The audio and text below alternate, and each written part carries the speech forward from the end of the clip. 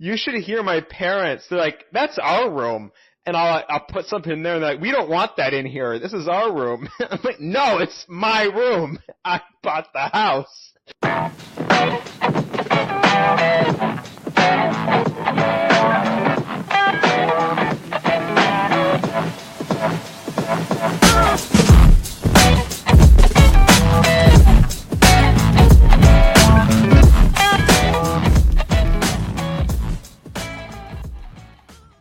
Welcome to Unqualified Opinion, the podcast that, if you're listening to, you know you've been procrastinating for too long. How's it going, Scott?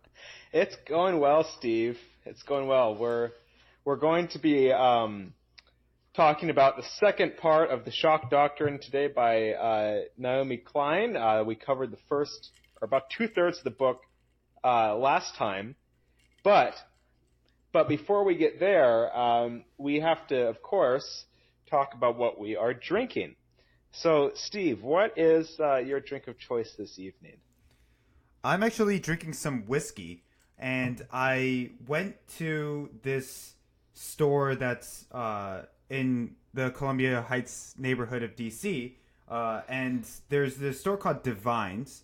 They have a few breweries around the area, and the owners actually went to District Distilling and picked out 6 different whiskeys, and then they selected portions from each of those whiskeys to create this custom blend, which they were selling over there. And this is actually cask finished, and it is pulled directly out of the cask, so the alcohol percentage is really high. It's 61.7% alcohol, and it's really good. It's a French apple whiskey, and it's got this really like a spicy kick of an aftertaste, and part of that might just be because it's really high alcohol content. It tastes really great. Oh, that sounds good. Well, I'm just drinking a normal beer. I always am drinking beer. I don't know. I have so many choices here. Actually, I don't, but I do have rum. I was going to make a mojito, but that was too much work. And I have wine, but not going to do it for the audience? I also have a box of wine, work. But I am sick of it because I drank about half of it last night, which equates to about two bottles worth. So I decided to make it a little easy. So it's a cream ale. I'm never quite sure what exactly a cream ale means, but it tastes like beer. I mean, it's pretty normal. It is good. It's made by this place called Castle Danger Brewery, which is a local Minnesota brewery up on the North Shore, which is up north part of Minnesota. Interesting story. When I bought it, I got it from a Whole Foods liquor store because it was right near where I was at the time, and I just feel very ironic buying a local craft brew at a Whole Foods. I don't know. There's something about that just was cognitive dissonance. But the funny part of it, so it's not really funny. It's just interesting. So Minnesota has had a really tough time issuing new driver's licenses. So I have had a little paper driver's license for 4 months now, and it is disintegrating. Oof. And when I bought this is the last time I ever had to use it because I got back to my house, and there was my new Minnesota driver's license. So this is the last beer I ever had to buy with a stupid paper license. So why are they struggling so much? Why is it so hard for them to get these licenses? I think it was a technological challenge. They implemented a new system to issue licenses, and the person they contracted with to do it apparently really fucked it up. And so now they're working with this system that is completely unworkable, and they paid millions and millions of dollars for it, and it's very hard to fix it the way it's been originally set up. So traditional government IT. Why doesn't that surprise me? So when I first moved into DC, and I had a car that had tags and was registered in Minnesota, but I didn't actually have my vehicle registration, so I needed to get it from the DMV. And in order to get that, I needed to renew my license first. So I needed to renew my license, and then I needed to get my registration. Then I needed to get my tabs, they call them there. Tags, they call them here. Yeah, and the whole process took probably 7 or 8 months.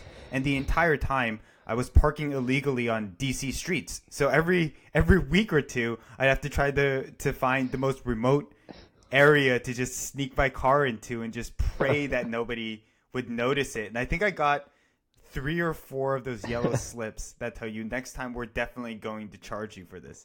Never got charged. Oh, nice. So thank you, Minnesota, I guess. Yeah, it's not great. I waited 4 months and I got it finally, so I'm very happy. It's actually, Minnesota is one of the few states that has these things called enhanced driver's license, and I got one because it's like $20 extra, and you can use it to go into Minnesota. You can use it to travel to Mexico and Canada, so which is nice because I lose things really easily.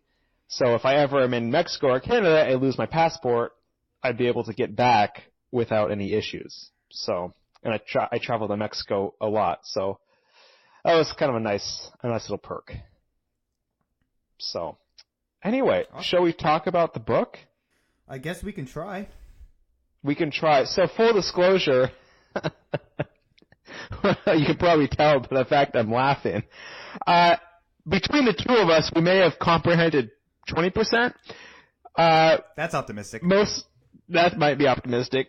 I was sleep deprived when I skimmed it this afternoon. I read 200 pages in 5 minutes. Actually, I didn't do it. It wasn't that bad. And I don't know what Steve's excuse is, but we're gonna try. I don't have a good excuse at all. Steve doesn't have an excuse. I was in Mexico and I didn't want to bring this book with me because I was packing a ton of shit already. So that was my excuse. Essentially, the remainder of the book dives into Iraq, the Iraq War.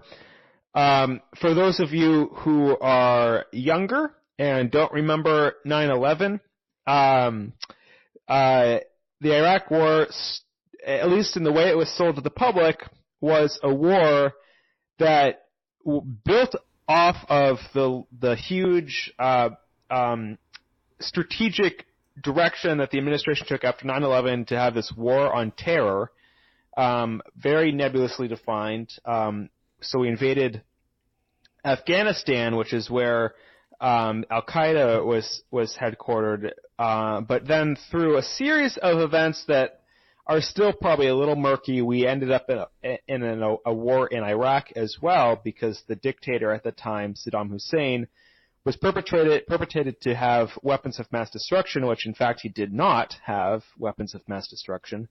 But we did get bogged down in a quagmire in Iraq that lasted a decade, and I think 600 and something thousand or 700 something thousand Iraqi citizens died during that conflict. It was also a time when it was under a Republican administration. There were a lot of neoliberals in the government who really were buying into this idea of the Shock Doctrine, as Naomi Klein talks about. And so they took this war in Iraq as an opportunity to completely attempt to rebuild the country from ground up and make it a shining example of corporate democracy in the Middle East. That did not work. No, it definitely did not. And I think it helps to examine Iraq when you look at Klein's framing of how the administration was approaching government. And this is really encapsulated in the story here of Donald Rumsfeld, who was the Secretary of Defense at the time, often popularly called Mr. CEO because he was coming from private industry, and his whole strategy was to build a hollow military. And by that, he means slashing the personnel in the military and reducing the responsibilities, and then contracting all of that out to private companies, right? So gut the actual internal knowledge and outsource all of that, including things like operations. So how to execute military operations to these private industries, right? And so there was a day that Rumsfeld actually went to the Pentagon and said, in a post-Cold War period, the real threat that we face is not the Cold War, it's not terrorists, it's not anyone else, it's the people within the Pentagon, the people who are promoting big government. Those people are the true internal threat. And that day was actually September 10th, 2001, the day before the terror attacks and before the Pentagon was attacked. So have fun, conspiracy theorists. We are not that, but I did think that was very interesting timing. Yeah, no, definitely don't think there's some kind of ridiculous conspiracy, but it's really interesting in how as September 11 happened and the response became necessary, there was already a groundwork in place to lend the initiative toward privatization, right? And then at the same time, and this may have occurred after 9/11, but I think they had discussed it beforehand as well, is what the last bastion of against capitalism in the world was really in the Middle East, and due to a variety of reasons we need to go into, but the administration was really looking around and figuring out, okay, where is it that American interest really could be advanced significantly, and they saw the Middle East as a really obvious target for that, and so they actually had discussed which country they should try to bring some form of the Shock Doctrine to, or some form of corporatism to, and they actually had landed on Iraq due to a variety of reasons. And then you had the convenient narrative around the weapons of mass destruction, which has now been shown to have been very much falsified, the information leading to that conclusion that they had weapons of mass destruction being falsified, which conveniently led to the ability for the administration to invade Iraq and conduct what they called nation building with this privatized military, which was pretty fascinating. And also some of the people higher up in the administration, so you're thinking Rumsfeld and people like Cheney, actually had direct personal interests tied up with a lot of these larger contractors like Blackwater or Halliburton. They actually had shares in these companies, and over the time that they were in office, they refused to divest of those shares and actually ended up making 3 to 4 times as much as the stocks shot through the roof. And I guess there's a good question of why were these companies so profitable, and how were they able to profit off of a war in Iraq so successfully? And it's really because the government started to open up their coffers and say, hey, whatever you guys need, we will contract it out to you as long as you get the job done. And then having people in public office who were so directly tied to the interests of these companies made it really easy to push through contracts and to push through policies to open up the allocation of spending for the military and lean it toward private corporations.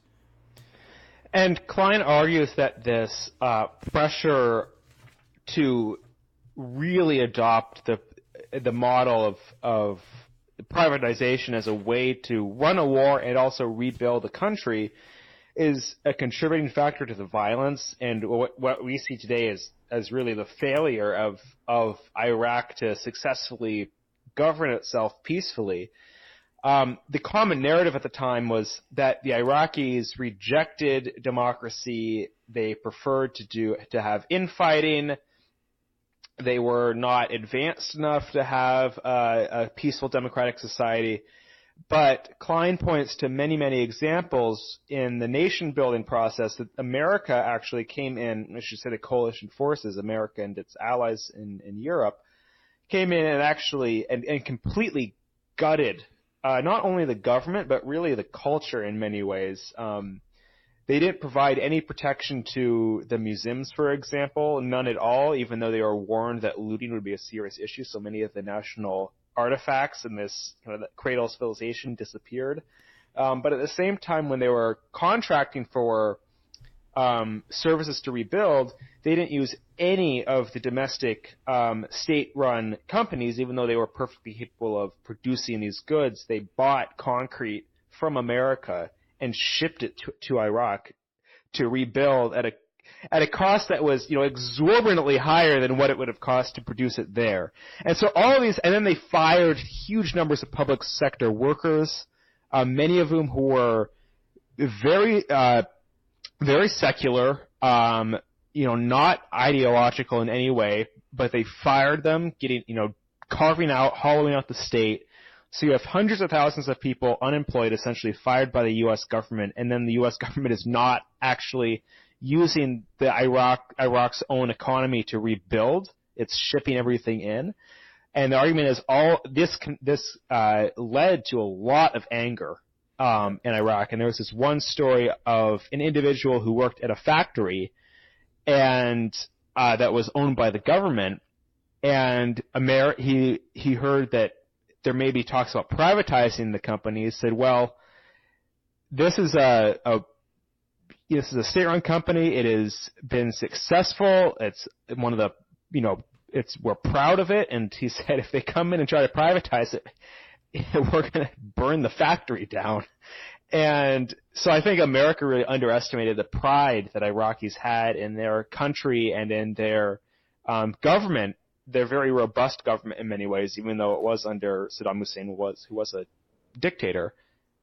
We underestimated that and caused a lot of anger. It's also really hard for the narrative that, the people of Iraq refused democracy to hold water when, as Klein points out, there were actually instances of people holding public election, local communities holding election for their towns or cities, and the U.S. Army coming in and actually deliberately stamping that out, because a lot of the people that were being voted in these more populist uprisings were exactly the kind of people who would turn away from a corporatist agenda and try to promote a bigger government with the appropriate representation and access to resources and agency that you would expect with self-representation.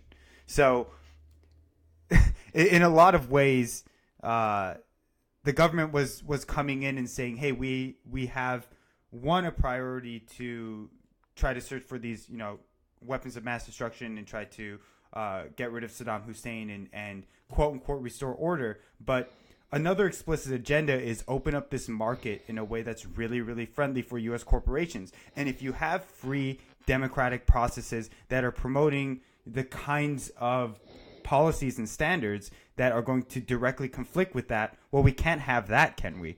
So there's this really interesting dynamic where we're going in and touting freedom and free markets, but one of them has to go if the population doesn't support the free market, right? And of course, the one to go was the democracy.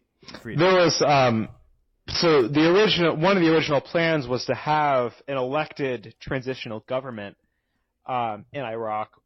There was a poll that was done, and it showed that Iraqis would prefer, if they were given the choice between having someone in power, a coalition government power that prioritized privatization versus one that prioritized a strong state with state-owned and run companies, it was like 70% of Iraqis preferred the latter, and only 30% preferred the more privatization, the more capitalistic approach.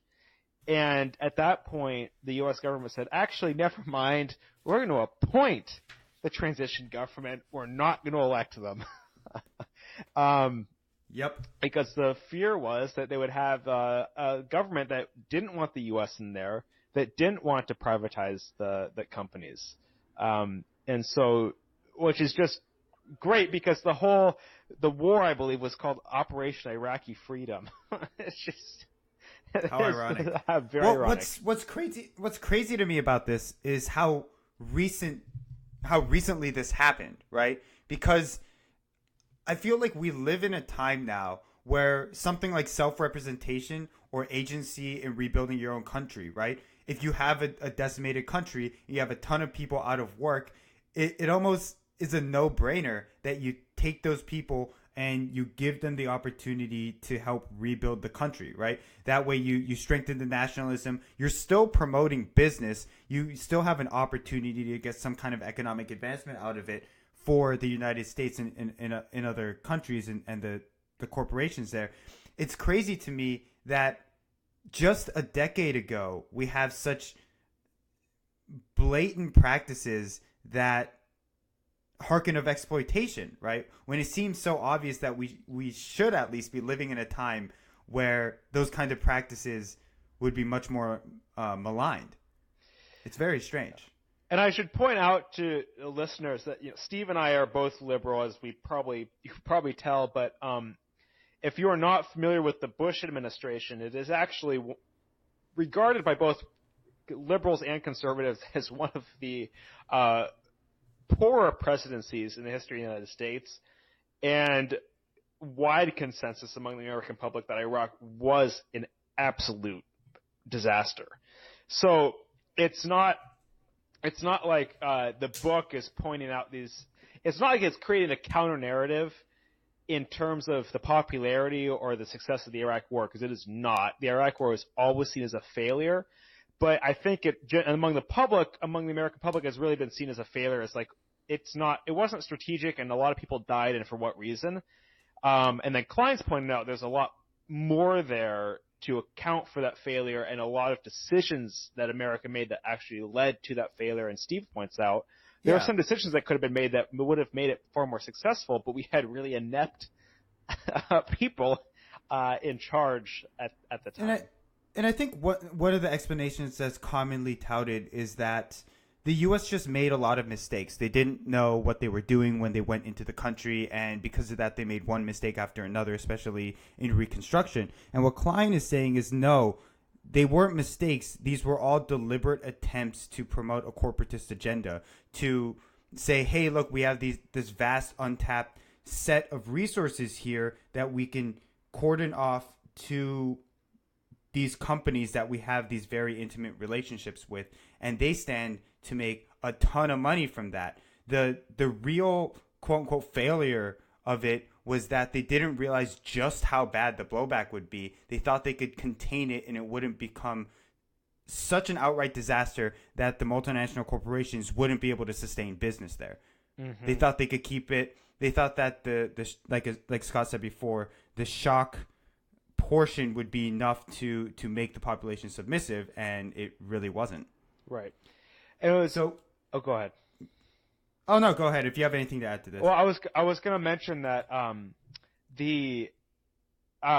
as Steve said, yeah, it was not necessarily a failure from the original intent. There was significant blowback, but at the same time, billions and billions of dollars did flow into the coffers of U.S. companies. And Klein points out, well, was it really a failure if the goal was to make a profit? Even if the country itself was a failure. And even though perhaps there would have been greater profits to be made if they had been able to anticipate some of the blowback and help navigate and do a better job navigating that, U.S. companies still walked away making a massive profit off of Iraq, and they didn't even have to worry about fixing the company. I mean, excuse me, fixing the country. No, they just left with all the money, and a lot of that money was also taxpayer money from the U.S. Right, which is crazy. And this is one of the things that really frustrates me about people who promote ubiquitous hollowing out of the government, right? So I work in D.C., and I work with and engage with a lot of contractors. And you can tout free market principles, and obviously there are places where private industry can be very valuable and can innovate at a faster pace than the government. But it's ridiculous to assume that there are no places where the public sector would be better suited to solve certain problems, especially things that would take a significant amount of investment to get any kind of return over an extended period of time, or something that you expect to take losses in, or that require large-scale infrastructure costs, right? when you have contractors coming in and taking on those fundamental roles of the public sector, and not only doing that, but not having to do that within the constraints of the private sector model, because at the end of the day, you don't have people coming in and investing in these companies' capacity. Well, I mean, you do have people coming in investing in these companies, but the primary source of income is actually from taxpayer money, right? Mm-hmm. So really all you're doing is you're taking what used to be the government's responsibility and giving it to somebody who doesn't have to deal with the oversight of the government while still funding it with the government's money. It's frankly ridiculous, especially if you have a no bidding process, right? It's a little bit better when you can say that different companies can bid for it and they can prove their competitive nature by showing their work in the private sector, right? But it's it's completely different if you're saying, oh, Halliburton's allowed to get this Iraq deal and then another deal in New Orleans after Katrina, and then another deal. I think there's another example in here I'm blanking, and we're just going to continuously give them these contracts. And they're not going to have to bid for it. It's not going to be competitive. It's going to be all taxpayer money, and there's going to be no oversight in how they use it. So it's not surprising, as Klein talks about, that you would end up having 60%, 70% of funds being overhead, and then oftentimes a lot of these companies would take that money, subcontract all that work out to another company, who would then take that money, subcontract all the work to another company, and you could get this 3 layers deep where the actual people working on the ground get a tiny sliver of it after everybody else is taking their slice of the pie. Right?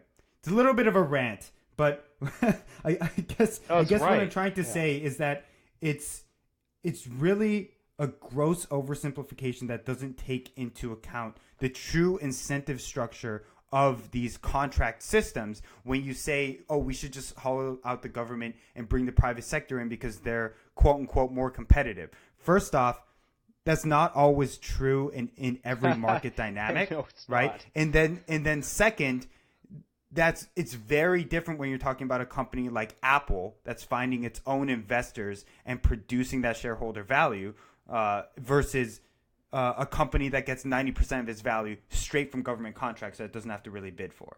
Right. I want one very interesting thing. Steve mentioned that the innovation and occurs in the private domain, and this is a side topic and a little aside here, but I found it interesting that a lot of the what we know today as Facebook, Twitter, Instagram, Snapchat, etc., all this data, the fact we sell our data, had a lot of its roots in the war on terror and in the government's massive shift towards gathering information on U.S. citizens. And in many ways, and then they had all this information, and they started hiring companies to do stuff with that information, and really, in some ways, lay the groundwork for the society that we're in now, where all of our information is sold and known by many, many different actors. So I thought that was a really interesting take. Yeah, there were a few pages in the book where she talks about that, right? Yeah. Where the government was contracting out to companies to innovate within the space of security and intelligence and figure out how to tap phones, to do face recognition and things like that. Which is now used by private companies for consumer purposes. Which is pretty fascinating. It's a complicated one, though, because in that case, you can also say the government took on a pivotal role toward promoting innovation so that we currently have really valuable technology. I mean, it's debatable how valuable something like Facebook might be to the average person, but to some people, it's the only way they can support a business, right? So you can also think of like Arab Spring probably wouldn't have happened without Facebook, right? So it's tricky because in that case, I don't really have all the information, but it's a little bit more acceptable to say like, hey, the government promoted investment in certain innovative technologies that produce an eventual long-term return, and that might have been a good use of public money. Well, actually, that raises a good point because overall, I wrote in the margins on some of these pages, is this actually bad? I mean, the way and I think in some cases it's a moral argument. I mean, is it? And I'm not saying whether I agree or not, or whether it's bad or not, but I think there is some moral gray area, because you talk about the U.S. government coming in, or our government's coming in and rebuilding countries in a way that is actually more beneficial to what the United States needs. I mean, that is how countries operate. Now, the U.S. does it on a really big and significant scale because of its size, but now China does some, things very, very similar in a different model, right? But they go in and but of course they're doing it for their national interest. It's not like China's going around saying we're just going to help people because we really care. No, a lot of their infrastructure projects are to establish trade routes, to build out the underlying infrastructure to promote their own growth. Right. So, and yeah. And there's where the moral argument comes in, because if you were conservative, you would say, well, this benefits American companies by expanding capitalism, and American companies hire U.S. workers. So this is a strategic decision to advance the U.S. economy by doing things. I don't think they would say the Iraq War is good, but I do, and I definitely don't agree with this, but I could see, how it could be definitely palpable for some people and for some areas of the U.S. economy. I think eventually it comes down to nuance, right? Because at the end of the day, what that is a really strongly nationalistic stance. And it is important to notice that a nationalistic stance isn't the only stance you can take when you try to consider the actions of any kind of entity, including a country, right? And so what we need to balance are the national interests of the U.S. as well as kind of the global interests of the world, and also the long-term risks of instability. And how that could actually also come back and impact national interests when you're thinking about destabilizing a country like Iraq. Mm-hmm. Right? Mm-hmm. So I don't know. It's complicated. I want to turn really quick. The rest of the book talks about some other case studies. Israel, New Orleans after Katrina. I think it's more or less the same model, the same thing that happened in Iraq. So I don't know if it's necessary to go in really deep in those situations. But I do want to point out one example that is very current, and that would be the case of Venezuela. So you have Venezuela used to be run by Hugo Chavez. It was actually a fairly progressive country. It was a socialist. It was a born on communist country, but it was progressive in terms of people had access to healthcare. They were healthy. They were definitely not the lowest human development index ranked country in South America. Generally doing pretty well. Chavez also had more of a strong protectionist sentiment, really trying to build up domestic production. And Klein doesn't go in depth with this, but I think it's interesting to think about because, well, I'm sure that meant that there was some pushback or some animosity towards American companies wanting to expand in Venezuela. I'm sure there was, and then there was pushbacks from the U.S. There are a lot of sanctions on Venezuela, being this communist society that hates democracy. When Chavez died, you had Maduro take over, who same kind of vein. He was actually a quite poor leader, and the country has been going into a really, you could really say, a death spiral. You have then a new president emerge, or what he self-proclaimed president from the opposition, who is now combating Maduro for the presidency of Venezuela. And the U.S. has backed this new president. And it is interesting because the new president, while still in that populist vein, he is also more open to having more of a capitalistic approach to running the country. And so it's sort of an interesting thing. So the U.S. puts sanctions on Venezuela. Part of the reason the economy is in a tailspin is because of that. There's a new president who comes in and he says, I'm the legitimate president of Venezuela. The people support me. I also happen to have more capitalistic approaches to running the economy. The U.S. supports him. So I'm not sure if the U.S. was involved in Venezuela as it was in Iraq. Obviously, we didn't invade Venezuela, although there actually has been talks about the U.S. military getting involved. But that is it's in the news every day now, and it's a very current example of how U.S. policy backs transitions through adverse measures towards more capitalism and corporatism. Yeah, and how it's still ongoing today, right? We talk a lot about these examples in the book as if they're snippets of history and that we've moved beyond that. But as Scott's talking about in this example, it's clearly alive today. I don't really know a lot about what's happening in Venezuela, actually. Well, so we're going to have to cut this because I cannot remember what the hell his name is. It's Juan... We're not cutting it. Oh my Just God. Keep going. Executive privileges. I'm trying to find out the name of the new Juan Guaido. Juan Guaido. Okay. So Juan Guaido is So what happened? I don't know much about Venezuela either, so I'm very qualified to be talking about this. What happened on this podcast? There was massive inflation in Venezuela. Their currency is practically worthless.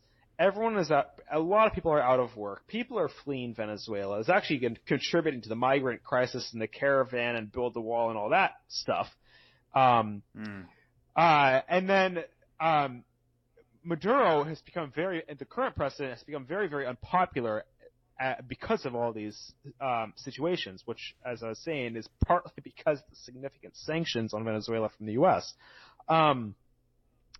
And you have this new president, Juan Guaido, who is the leader of the opposition, who actually controls, I believe, Congress in Venezuela, but Congress has been completely...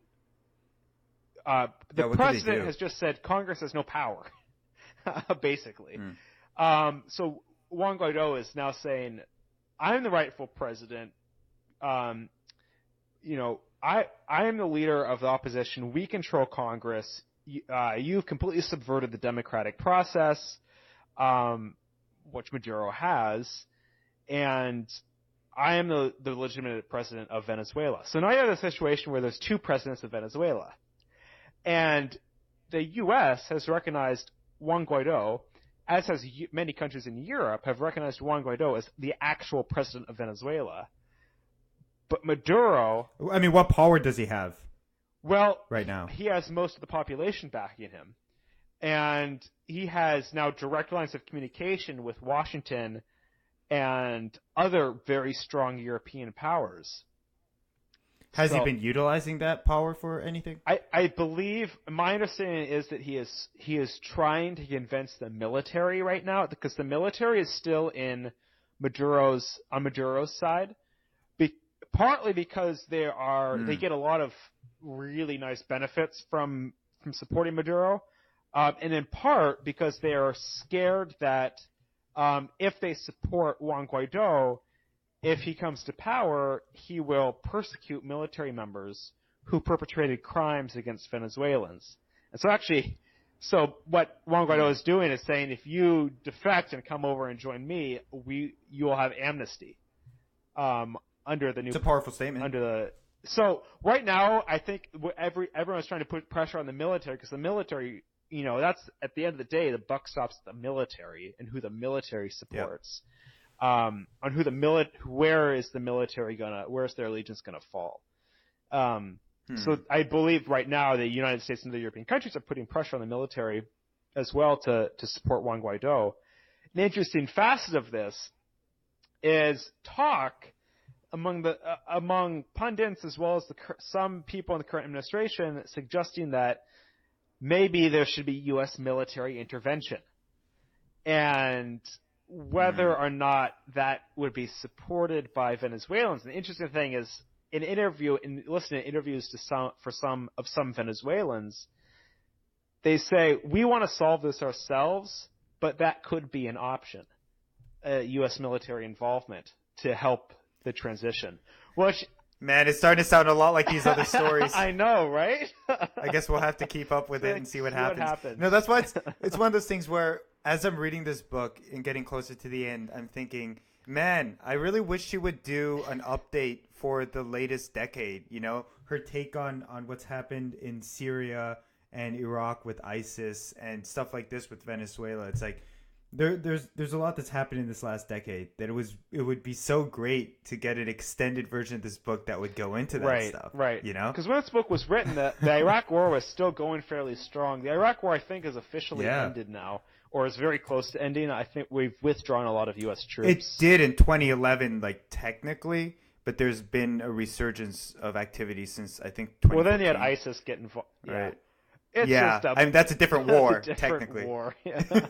I don't even know if that is a war. It's just indiscriminate bombing the poor Middle East. Oh, man. All right, well, I want to get back to the book a little bit. I know you didn't want to go into much detail with the other examples, but just wanted to ask you, what were your thoughts on Israel? What she talks about with Israel?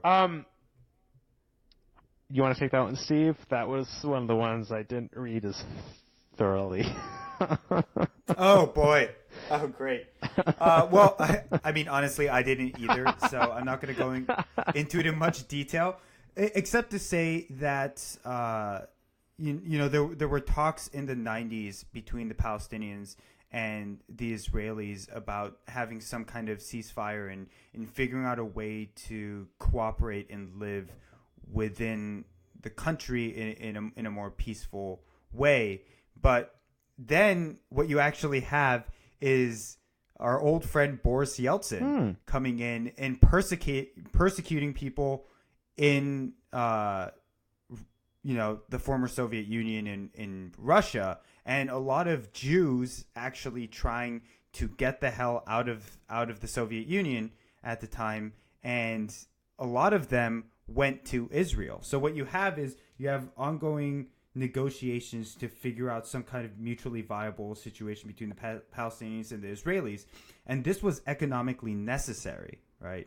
Because Israel wasn't going to run without the labor of the Palestinians, right? So you have a lot of people crossing over these contentious borders, and actually, you have farmers selling their food, you have people going in, repairing roads and things like that. A lot of manual labor and a lot of things in agriculture.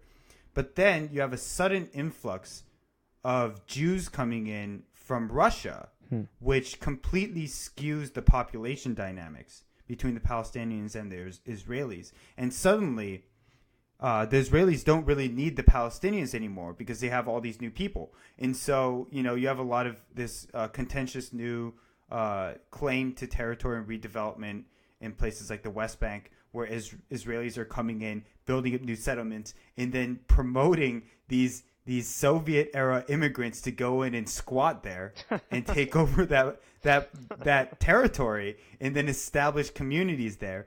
And at the same time, you have this remilitarization and the building of more explicit erect barriers to keep Palestinians quarantined, basically. And through all of this, you have this rise in profitability of building military technology and surveillance technology. So it's actually crazy. There are a lot of stats in the book about how a lot of Western countries get contracts for their core technology from Israel, like even up through, the late 2000s, and probably even today. I don't really know much about it. But because of that, Israel stumbled upon a new model, right? A model that proved that you can actually have an furtherance of economic growth and expansion of economic growth by continuing conflict. And that rather than having a peace agreement with the Palestinians, it was more profitable to stay in war and have that constant level of conflict to promote their industries, and really proved the fact that the Palestinians were wholly unneeded in economic expansion. Wow. And one of the things about this is that it really reminded me of 1984 in some sick way. So I don't know if you've read I've never 1984. It's on my list. Oh my god! It's on my. I've read a lot of books. I've not read that one. It's on my list. All right. Well, there are these 3 countries, and I don't remember the names. One of them is Oceania. One of them, I think, is East Asia, and then there's Eurasia or something like that. And they're always in conflict. I'm not going to give away this story, but there's a certain part that explains how the wars inflicted between the countries are actually to the benefit of all of those countries. But because when you have this continuous war, you have a sense of pride and nationalism and a unifying effort because you're unifying against this outside threat, and then 2, you have the capacity for economic growth and development. And so it was really similar to that small aspect of 1984 to me. Excuse me to the listeners for the noise. I'm grabbing another beer out of the refrigerator and I'm trying to do it one-handed, and it's not working. It's not working very well. I'm going to get some more ice for my whiskey, and yes, I'm putting my whiskey on the rocks because it's a 61%, so forgive me. You're forgiven. I think we're going to cut it there while Steve goes and gets his ice. We'll return in a moment. All right, what did I miss? No, I stopped talking. I said, Steve's going to get ice, and we'll be back in a moment. Oh man, you're gonna make me do so much editing. This is like 3 whole edits. That's 3 more than I normally do. All right, let's get back into it. So, I want to talk briefly about New Orleans. If we're done with Israel. Yeah, go for it. I think New Orleans, Hurricane Katrina. For those of you who don't know, was a massive storm that hit New Orleans back in 2004. I don't know the exact date. Right. I think it was 2004 though. And New Orleans is situated below. Excuse me. Most of it is situated below sea level, and the water is held out through a series of dams called levees. And the hurricane breached the levees. Water flooded into the city. Sorry to interject. Yes. Wait, I thought I had Steve's the date. Interjecting. I actually don't have the date. September 2005. And significant portions of the city were flooded, and many of them lower income areas, because the lower income neighborhoods were the ones that were situated below sea level and in the areas most likely to flood. The U.S. government also made some decisions that caused some of the poor areas to flood more easily than the wealthier areas. But the aftermath in New Orleans, huge rebuilding effort. Half the population left, or practically, it was a significant population drain. The government came in through FEMA. Same, very similar story to Iraq. Privatization of the rebuilding effort.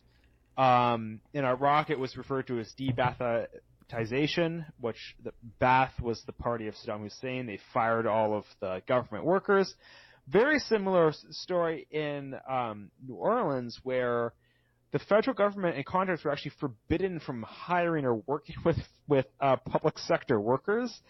It was done through everything was done through the private sector, and so many things were rebuilt using that model. I think most interesting are the charter schools in New Orleans, which was seen because the public school system was essentially gutted by the administration, and then they said, okay, this is an opportunity to try out using charter schools, which is a very more of a conservative leaning idea towards education. It's essentially you get vouchers and you choose which schools you can go to. It's very and the schools are private.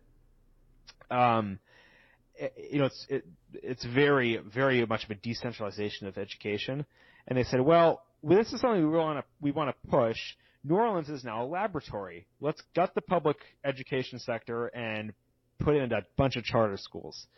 So New Orleans has been a forced laboratory for the charter school movement, and it's definitely had mixed reviews, most of them being negative in terms of education outcomes.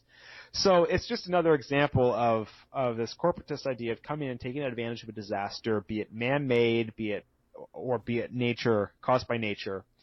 And interestingly enough, Steve and I are going to be in New Orleans next weekend, so we can. Oh, spoiler! I thought that was going to be a surprise. I'm going to edit that out. So, we'll be actually be able to see firsthand some of these areas that actually have still been are still devastated by the hurricane after over 10 years, still have not been rebuilt properly because a huge diversion of resources was sent to the private sector and to corporate interests rather than actually rebuilding neighborhood institutions. I mean, it's so frustrating because it really comes down to incentives, right? I mean, you just can't be really straightforward about these things. You can't just say, oh, the private sector is always going to be better or everything should be done through the public sector. It just doesn't work that way. Look at the fundamental incentives. What are these contractors incentivized to do? When Halliburton comes in, or what was that other, the one that was just a bunch of different characters, the acronym? I don't remember. When these other companies come in, what are their incentives? Are they incentivized to build long-lasting public infrastructure that's going to help the population, or are they incentivized to mark up their prices with reduced oversight and subcontract out to people, right?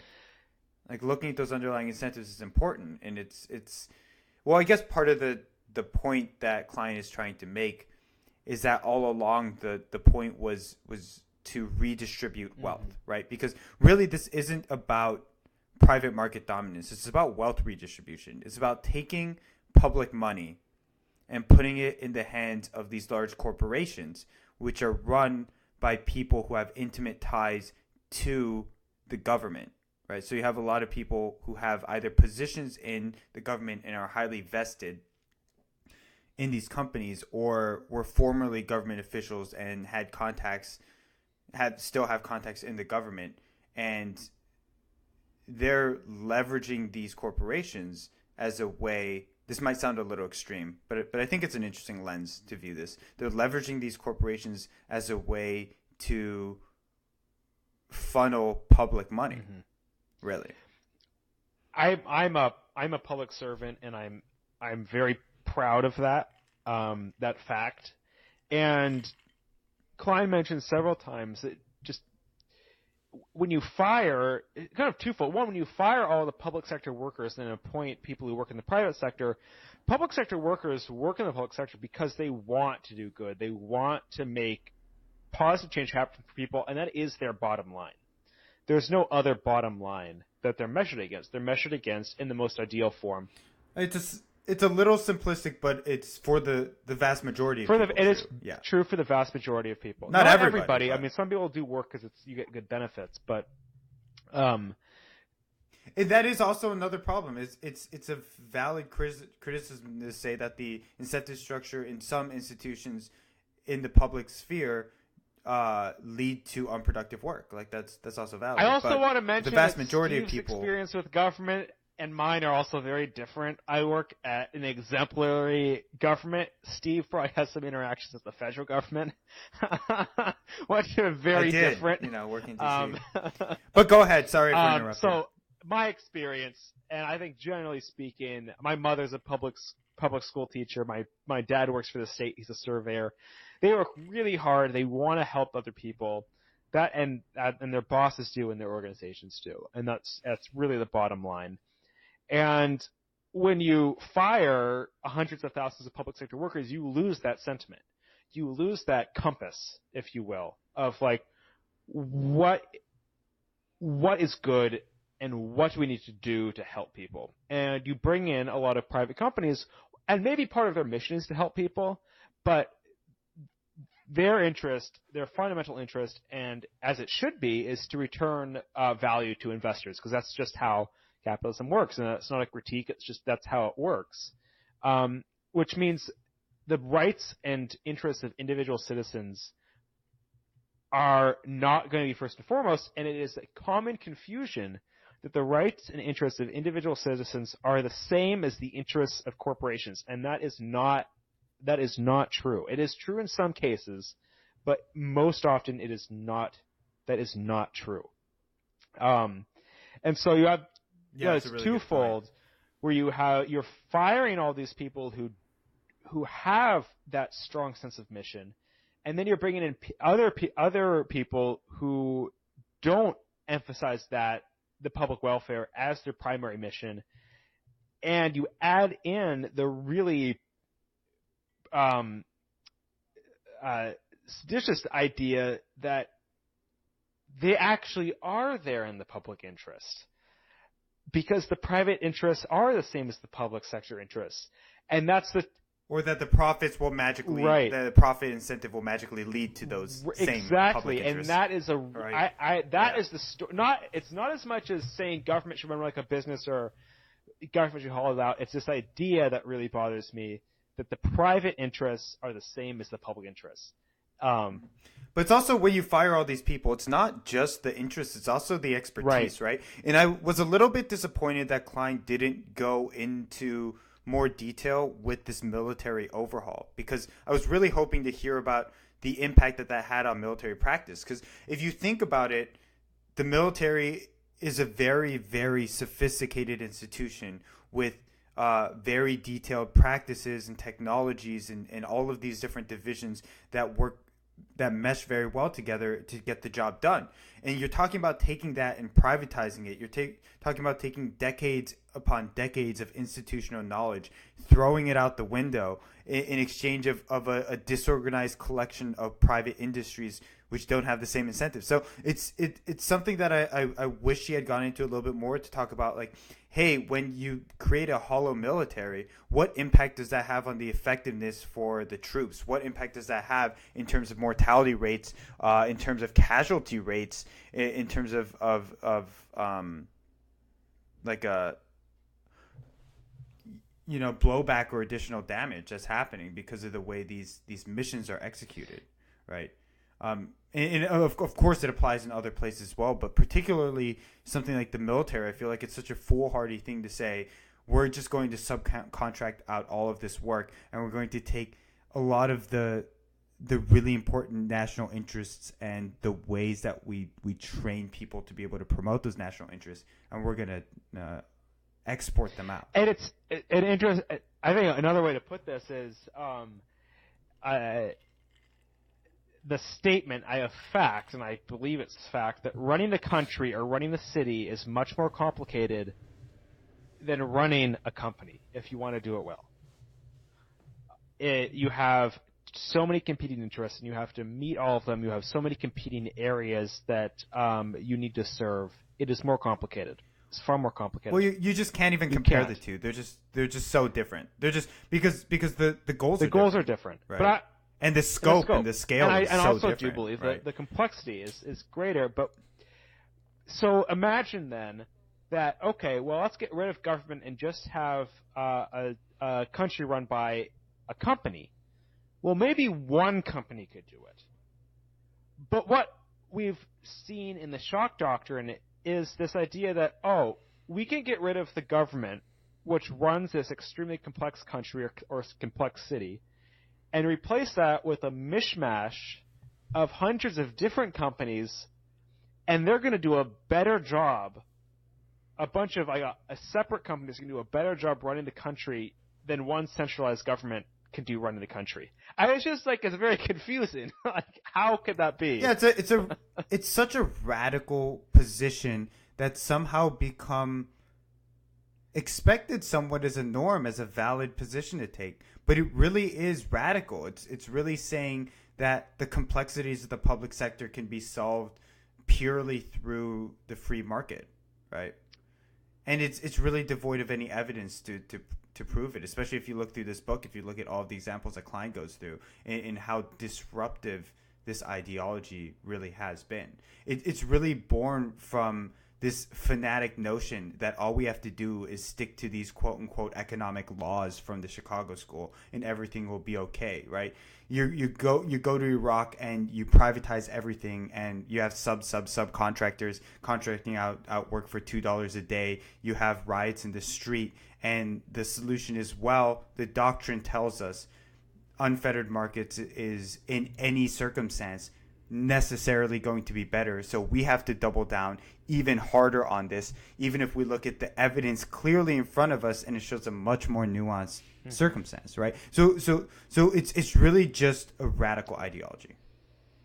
Well, we've covered most of the book at this point. The final chapter talks about some of the newer, and again, this book is a little old, but some of the newer developments, especially in Latin America, really trying to push back, trying to be resilient to the Shock Doctrine.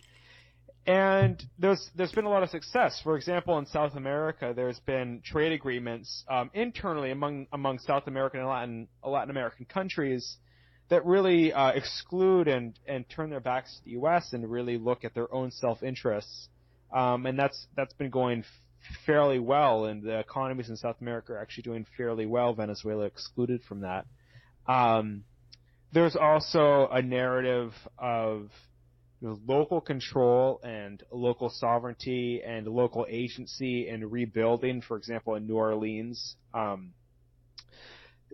people just being so intentional with supporting each other and creating resilient communities that can survive future shocks to their system through both kind of economic means, but also social means, which I think is even bigger. Forming connections with neighbors, forming strong social networks, social groups.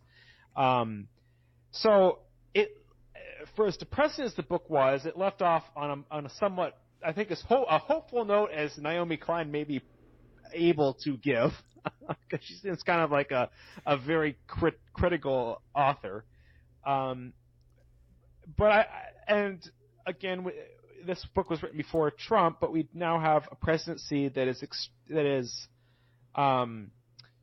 both nationalistic, but also very much not in the mold of the Bush administration, not in the mold of going around trying to find countries to expand into, largely because the Republican base has really moved away from the idea of foreign intervention. That we need to take care of America and America first. I think part of that is that sentiment, especially the populist sentiment, is seeing all of these engagements the U.S. has around the world, whereas at the same time, the U.S., especially those in rural communities, are doing really poorly. So there's all these expenditures internationally, not enough expenditures locally. And I think populist is a really good way to describe it, right? Because it's the populism that's driving the isolationism, and you actually saw that with Bernie Sanders as well, right? Like a lot of Bernie Sanders rhetoric was around getting out of wars, right? And so it's interesting because, in fact, the foreign interventions benefited multinational corporations and especially U.S.-run corporations extremely, right? It was extremely profitable for a lot of these countries. But that wealth didn't distribute down to a lot of Americans either. So this populist uprising is saying, hey, these wars are completely unbeneficial for the U.S. Actually, it was very beneficial for a select number of people and a select number of companies in the U.S. It just didn't trickle down to them. So in that sense, like they're opposing it. A lot of people are opposing it from this populist rhetoric, but it's not necessarily true that these interventions weren't beneficial. Donald Trump actually just the other day made an announcement that we would be withdrawing all of our troops from Afghanistan and Iraq, and that he's had to walk that back because it was going to be too quick. It would have because he probably didn't consult with anyone when he said it. No, he probably tweeted at 3 a.m. A massive shift in American policy coming out at 3 a.m. for the president's Twitter account. Yeah, isn't it crazy how Twitter is the main outlet of the president? It's insane. And it's not vetted. We live in a crazy world. And so it's tweeted by a president who doesn't like to read. Self-proclaimed. So yeah, it's ridiculous. But anyway, so we are seeing a shrinking of American involvement, but at the same time, American companies have become so powerful. Many of them have become so powerful. One argument could be, well, do they need the U.S.'s help anymore? Do they need government's help as much? Can they go out and actually start acting individually? And this is not based on anything in the book, but just something I'm thinking about. And it could. It's almost harkening back to pre-modern eras when you think about the British East India Company and other companies like that. We have companies now such, Facebook and Google, and maybe not so much Apple, but I would say definitely Facebook and Google looking at expanding into other countries, and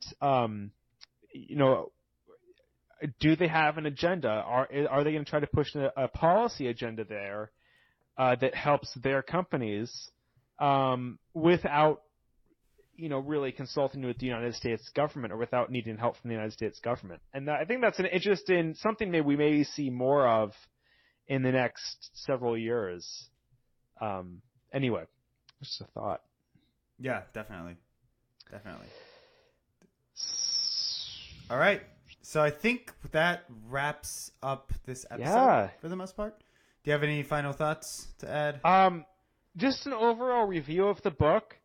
It is obviously written by someone who has been a journalist because, oh my God, there are a lot of examples and a lot of footnotes. And after a while, it's like, I get the point. I don't need another example.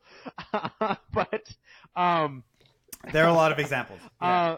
The basic thesis can be summarized in the introductory chapter, and then everything else is just examples on examples. It is, which, very much supports the thesis. So she does an excellent job of that. I would say, though, it can be a little tedious in spots to read, but I think the thesis itself is actually really powerful and has opened my eyes to how America conducts its foreign policy in a new way, and makes me question some decisions and some strategies that I see in new ways. So I'm glad I read it. Yeah, I express a similar sentiment. As someone who does not know a lot about recent history, this was a really valuable book to read, right? Because I didn't know about a lot of what was happening, for instance, in the Southern Cone, or even the nuance of the government response in New Orleans for Katrina, right? A lot of this was new to me. I knew about a lot of the highlight events, but going into the actual planning process behind them, the motivations, the strategy, it was really interesting and really valuable. It was, however, a slog to get through. It was just a lot. And I don't think my opinions really changed much from the last time we talked. It was just really depressing. And it's not a book that you can sit down and just try to churn through, right? I wouldn't say it's not a page turner. Like, I wouldn't say it's not interesting, and it's very well written. It's just there's so much information there that it's overwhelming. It's a bit like reading a dictionary. Yes, exactly. Or a textbook. It's very much like a textbook. Yeah, it's like reading like a textbook. Yeah. It is. Yeah. Every page has so much information in it. I wouldn't be surprised if this was assigned in like an upper level. I would not be surprised. Just to give the audience So thanks, Scott. Yeah, next book. Let's have it under 100 pages. This book has how many pages of footnotes? 590. 100 pages worth of footnotes in size 2 font. So it is ridiculous. So that gives you a sense, or not? It's not footnotes. It's the it's the references page. The references. 100 pages of references. That equates to it doesn't number them. A shit ton of references. So it is very well researched.